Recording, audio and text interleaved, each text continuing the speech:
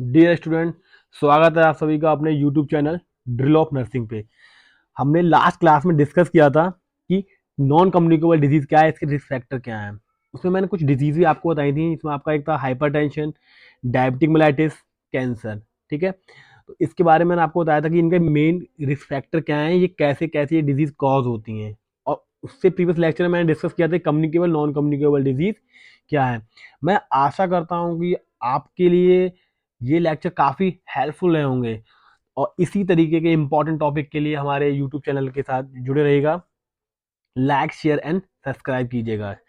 हम हमारे चैनल का मेन मोटिव है कि ज़्यादा से ज़्यादा इंपॉर्टेंट नॉलेज को स्टूडेंट तक पहुंचाना और उनकी हेल्प करना। ठीक है, तो यहाँ पर मैं आप देख रहे हैं हाइपरटेंशन। हाइपरटेंशन क्या है, होता क्या है। ठीक है, तो हाइपरटेंशन को हम समझने से पहले हम कुछ इसका इंट्रो दे जानते हैं कि हाइपरटेंशन एक कंडीशन क्या है। ठीक है, कैसे कॉज होता है, क्या वजह है, हाइपरटेंशन एक्चुअल में है क्या। ठीक है, तो इसमें क्या होता है, हाइपरटेंशन से पहले हम जानते हैं कि मोस्ट ऑफ द जो पर्सन के जो लाइफ स्टाइल हैं वो कितने तरीके से अफेक्ट होते हैं, कितने अनहेल्दी लाइफ स्टाइल हैं, कौन कौन से फैक्टर हैं वो अफेक्ट करते हैं, जिसके कारण ये नॉन कम्युनिकेबल डिजीज कॉज होती है। ठीक है, तो हाइपरटेंशन क्या है। हाइपरटेंशन आपका इससे शॉर्ट पे हम आपका एच टी एन भी आप लोग कहीं लिखा देखते हैं कि एच टी एन है या एच टी।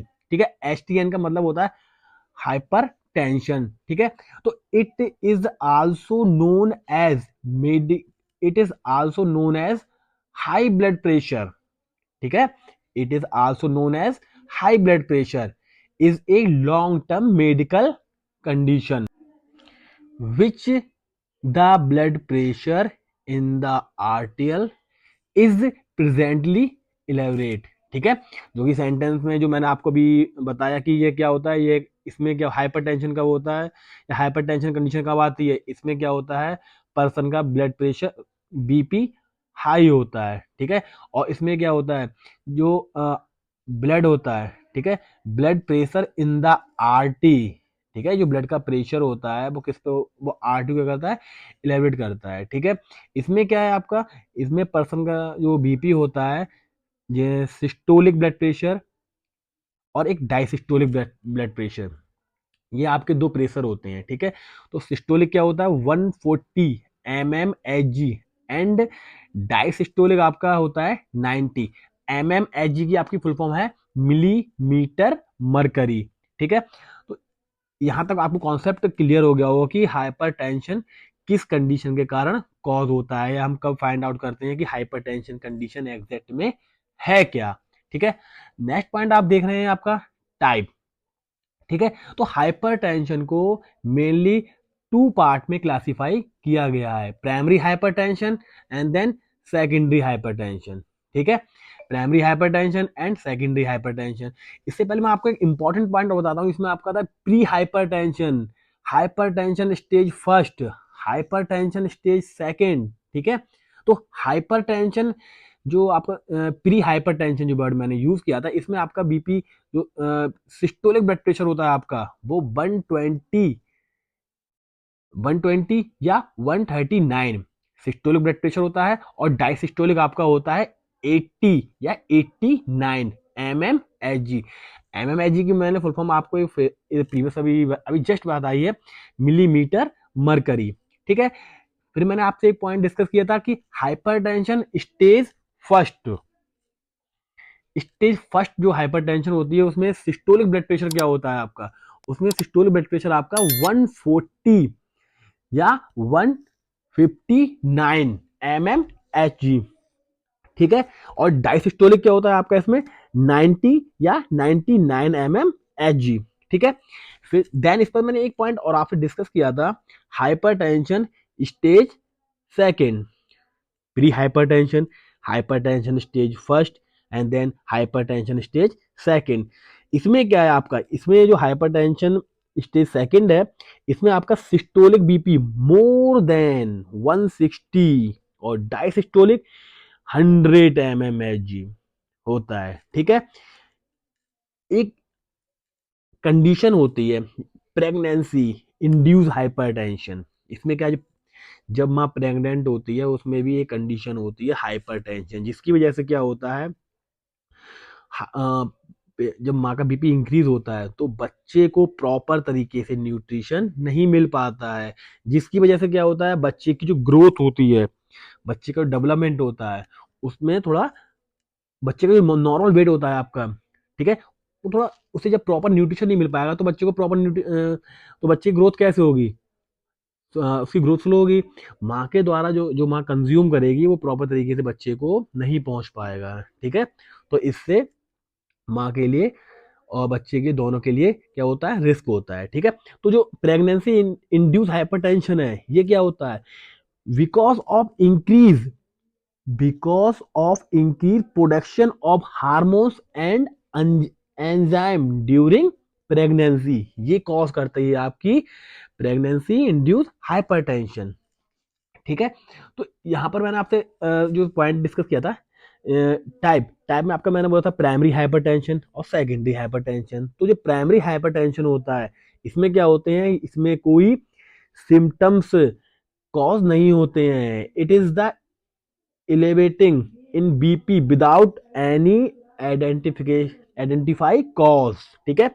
देन जो सेकेंडरी हाइपरटेंशन है, इसमें पर्सन के सिम्टम्स इंक्लूड होते हैं, जैसे दिस इज, इसमें क्या था, 5 to 10% टोटली कॉज सिम्टम्स होते हैं, ठीक है। तो इसमें आपका क्या है, रीनल डिजीज है, ठीक है, रीनल डिजीज है आपका, स्लीप एपनिया है, ठीक है, और सिरोसिस ऑफ लीवर है, ठीक है, neurological disorder like brain tumour and head injury, ठीक है, एंड्रोक्राइन डिसऑर्डर, ठीक है, ये कुछ कॉज होते हैं, ठीक है, ये क्या करते हैं, सेकेंडरी हाइपरटेंशन को कॉज करते हैं, ठीक है।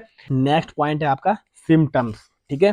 तो सिम्टम्स क्या है, some time the high blood pressure does not cause any symptoms, मतलब कभी कभार क्या होता है, हाइपरटेंशन के व्यक्ति को सिम्टम्स दिखाई नहीं पड़ते हैं, तो so that it is known as silent killer disease, मतलब क्या है, जब व्यक्ति में इसके सिम्टम दिखाई नहीं देते हैं तो उसे हम कहते हैं साइलेंट किलर डिजीज, ठीक है।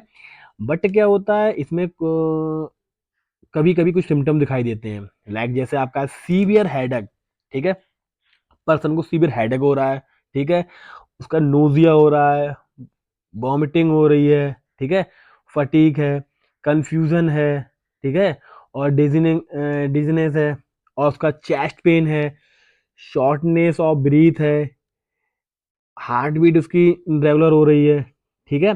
तो ये सारे सिम्टम्स क्या है, उसमें सीवियर हेडेक हो रहा है, उसे फील हो रहा है कि बहुत तेज सिर में दर्द हो रहा है, ठीक है, उसे चक्कर वगैरह आ रहे हैं, ठीक है, और उसे नोजिया हो रहा है, वॉमिटिंग है, फटीक, वॉमिट जैसे उसे फील हो रहा है।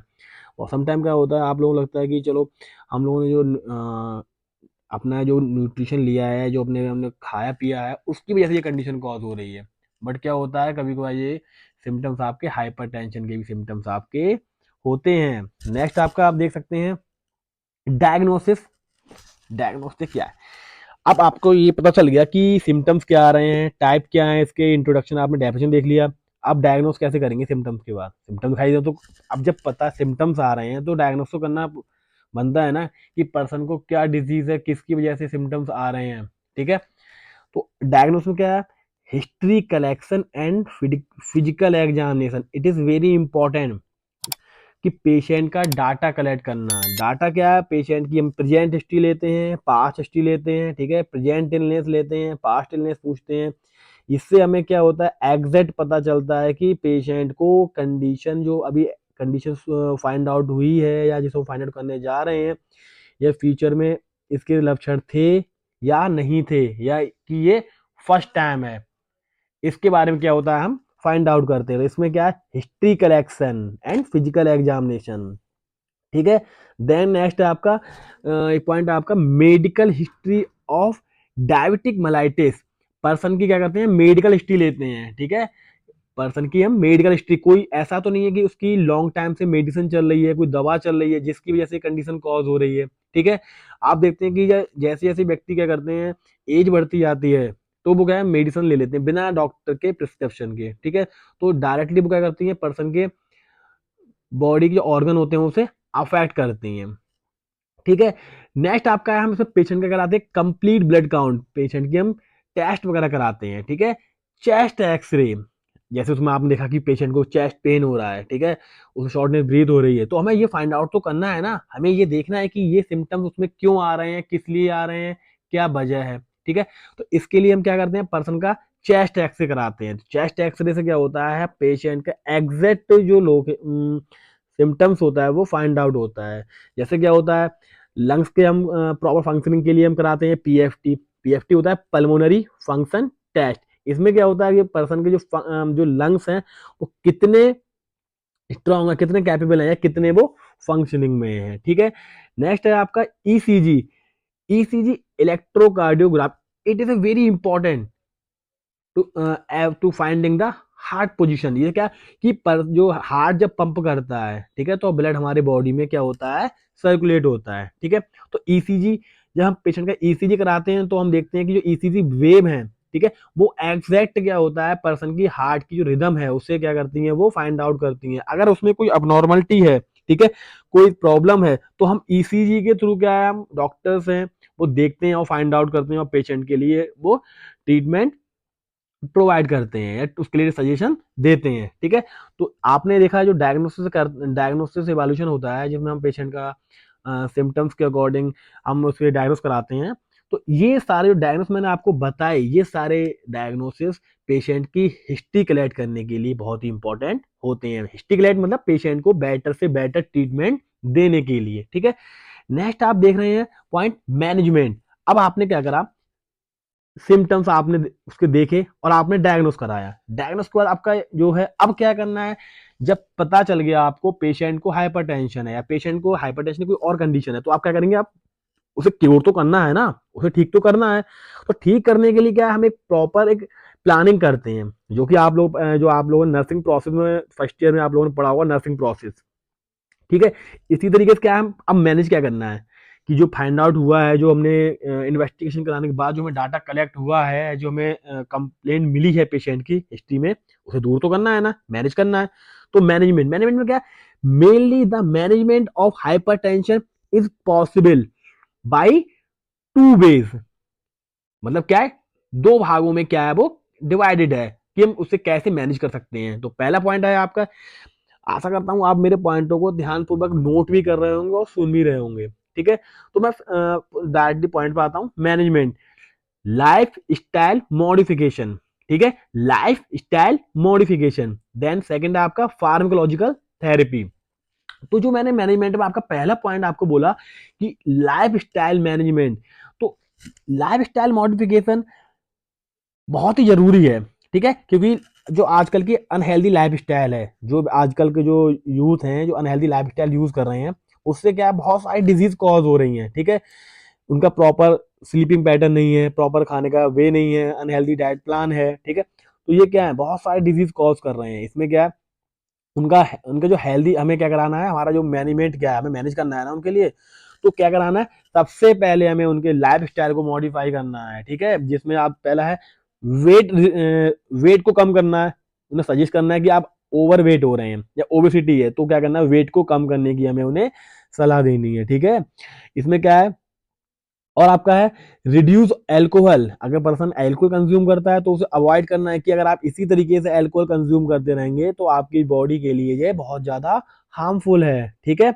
And then exercise. एक्सरसाइज तो नॉर्मली पर्सन को फुल डे में 15 या 20 मिनट्स तो आपको करनी ही चाहिए, ठीक है। जैसे आपका योगा वगैरह है, ठीक है, जिम आप नहीं जा सकते तो घर पे आप योगा वगैरह कर सकते हैं।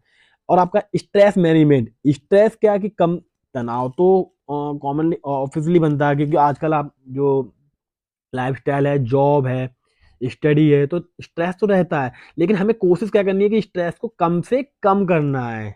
क्योंकि स्ट्रेस के साथ स्ट्रेस हम लेंगे तो हमारी लाइफ क्या है, वो थोड़ा सा डिसबैलेंस होगी, ठीक है। हमारा स्ट्रेस क्या है, हमारी लाइफ को, हमारे लाइफस्टाइल को, हमारे बॉडी को, हमारे ऑर्गन को क्या कर रहा है, बहुत ही ज्यादा डिस्टर्ब कर रहा है। तो हमें क्या करना है, स्ट्रेस मैनेजमेंट करना है, पर्सन को हमें काउंसल करना है कि उसे कम से कम स्ट्रेस लेना है, मतलब तनाव मुक्त रहने की कोशिश उसे करना है, ठीक है। तो इस पॉइंट में मैंने आपको बताया कि मैनेजमेंट क्या है, ठीक है। तो यहाँ तक मैं आशा करता हूँ कि आपको सारे पॉइंट मैंने जो आपको बताया है वो क्लियर होंगे। और इससे रिगार्डिंग अगर पॉइंट में आपको किसी भी पॉइंट में थोड़ी सी भी अगर प्रॉब्लम होती है तो आप मुझे कमेंट सेक्शन में जाके आप मेरे को कमेंट करके बता सकते हैं। आपका एक एक कमेंट मेरे लिए बहुत ही प्रीसियस है, ठीक है। मैं चाहता हूं कि मैं आपको जितने ज्यादा से ज्यादा नॉलेज आपको अपने वीडियो के माध्यम से दे सकूं। तो मैं आपसे बस एक ही उम्मीद करता हूं, आप मेरे चैनल को लाइक शेयर एंड सब्सक्राइब कीजिएगा, जिससे मैं आपके लिए और ज्यादा से ज्यादा वैल्यूबल कंटेंट आपको प्रोवाइड करा सकूं, ठीक है। तो अब टॉपिक पे आते हैं। मैं नेक्स्ट पॉइंट आया आपका इंपॉर्टेंट की पॉइंट। इंपॉर्टेंट की पॉइंट में मैंने आपसे बोला था कि इससे कोई लक्षण नहीं होते हैं, इसका अदर नेम क्या है, मैंने बोला silent killer disease, silent killer hypertension, ठीक है। और आपका है रिस्क फैक्टर क्या है हाइपरटेंशन के, ठीक है। और कि high blood pressure can lead to serious health problem, include कौन कौन सी प्रॉब्लम इसमें इंक्लूड होती हैं आपकी जब पर्सन का हाइपर बीपी हाई होता है। तो मेरा मेरा आज का पॉइंट आप इंपॉर्टेंट की पॉइंट ये है कि अगर आपको किसी भी पर्टिकुलर टॉपिक के बारे में जो मैं वीडियो बनाता हूँ, आपको उसके इंपॉर्टेंट पॉइंट चाहिएगा जो आपके एग्जाम के पर्पज से इंपॉर्टेंट है, तो आप मुझे कमेंट सेक्शन में बता सकते हैं। तो मैं क्या करूँ, तो मैं आपके लिए अधिक अच्छे से अच्छे इंपॉर्टेंट की पॉइंट मतलब प्रीवियस पेपर के अकॉर्डिंग मैं आपके क्वेश्चन आंसर को देखूंगा और उसके बाद आप इस तरीके के इंपॉर्टेंट की पॉइंट हर एक वीडियो के लिए, अगर आप चाहते हैं कि मैं आपके लिए कुछ इंपॉर्टेंट की पॉइंट दूं जो आपके एग्जाम में हेल्पफुल होंगे, तो आप मुझे कमेंट सेक्शन में बता सकते हैं। आ- आशा करता हूं कि आज की वीडियो आपके लिए बहुत ही ज़्यादा हेल्पफुल रही होगी। इसी तरीके से इंपॉर्टेंट टॉपिक के लिए हमारे चैनल के साथ जुड़े रहिएगा, हमारे चैनल को लाइक शेयर एंड सब्सक्राइब कीजिएगा। शुक्रिया।